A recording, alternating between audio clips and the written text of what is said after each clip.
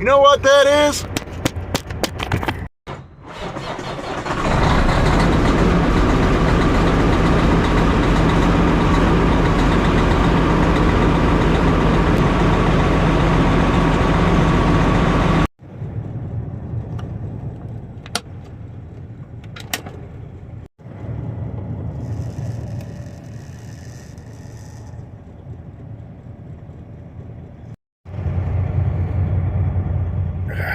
Morning. Looks like we got a little moisture on the hood.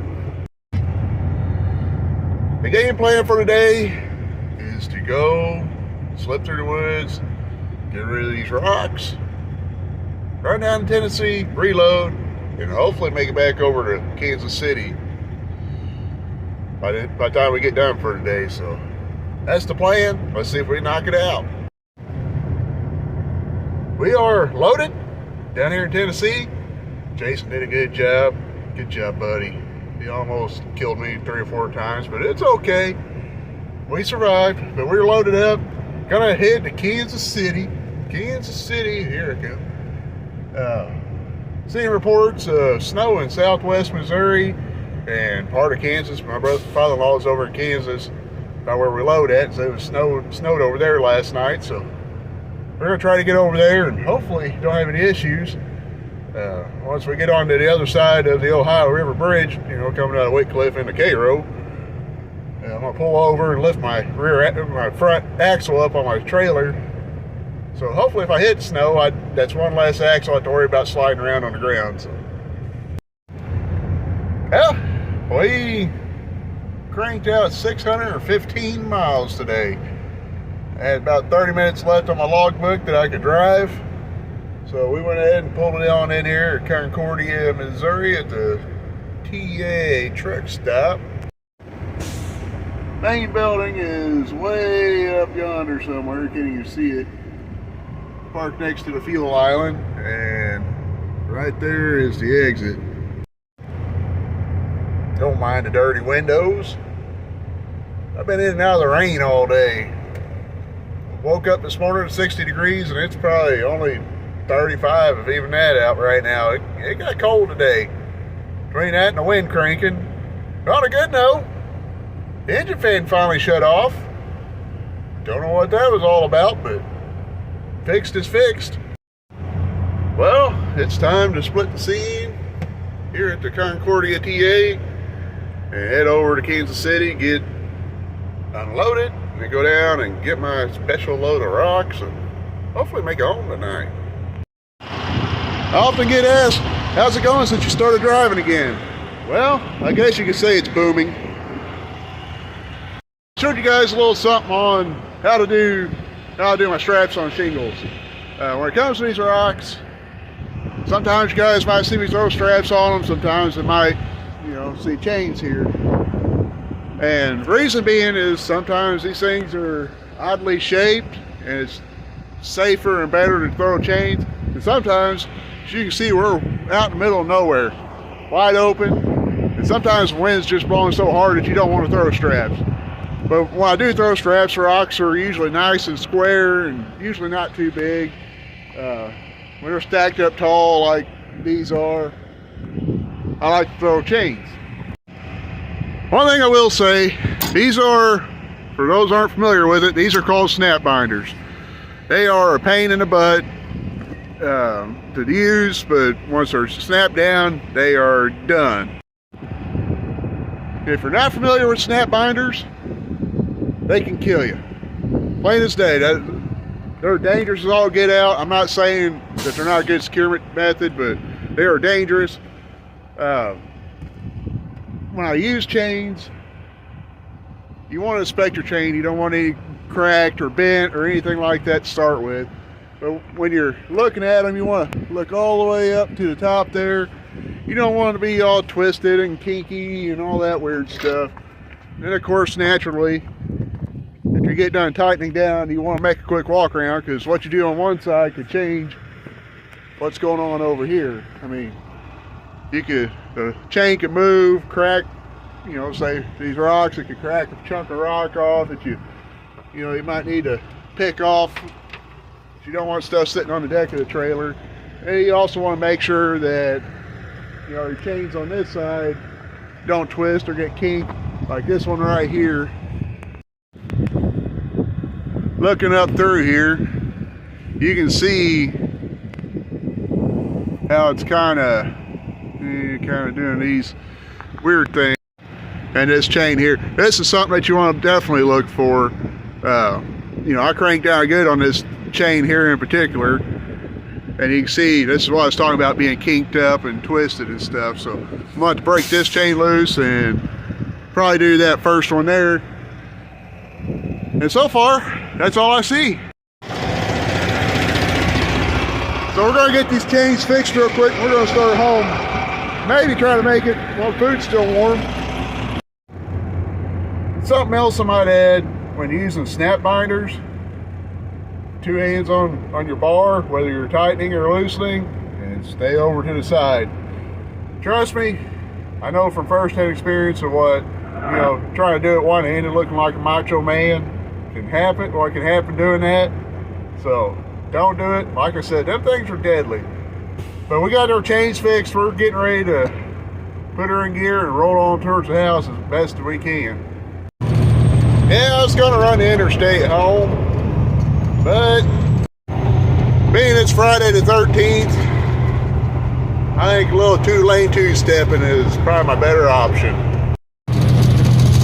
Experts will tell you on the E-logs, you need a trip plan. That's 100% true. If I would run this trip all the way through running the interstate, I'd get through Kansas City with no issue.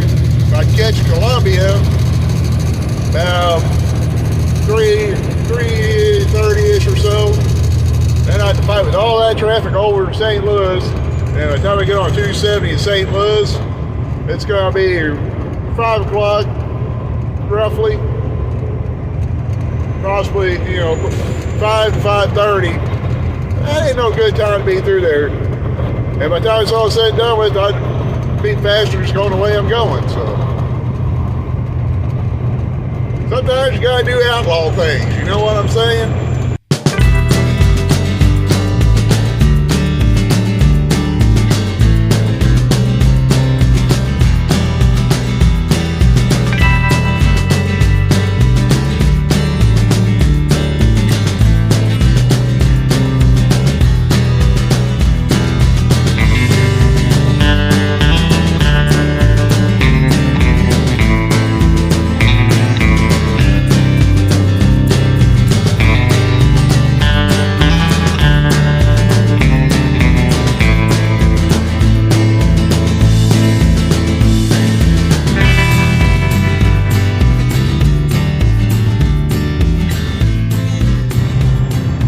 I bet the fish are deep in sleeping today.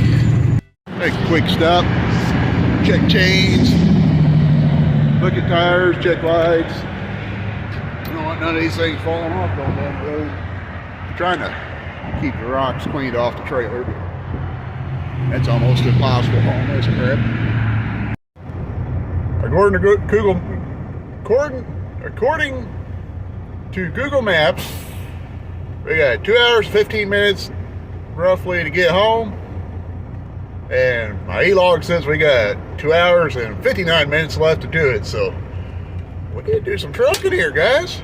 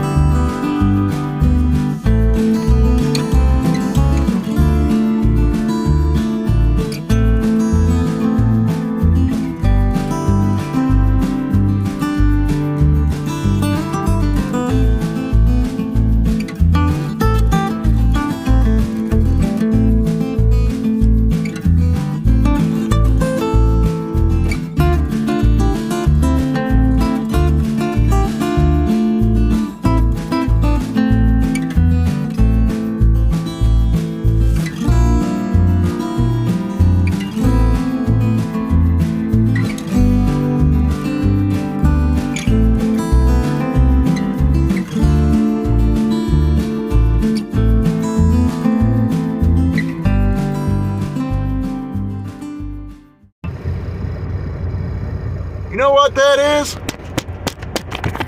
That is a high beam indicator. If that sucker is on, you are blinding everybody that is in the forward position of your vehicle. That means if they're coming at you or they're in front of you, you are blinding the crap out of them. Turn it off. Don't be a jerk. I guess as long as the lad wag fires up and we make it 10 miles that way down the road to the house, I'm gonna say we're done for the week. We survived Friday the 13th. I'm beginning to wonder, some of them people, Lord, I tell you. But check us out in the shop this weekend. We're going to be hopefully getting started on a Pinewood car. So I want to take you guys along on doing this on a Pinewood car my way. I'm not saying I'm baked the fastest ones, but it'd be kind of neat. So until next time, God bless you. We'll catch you later.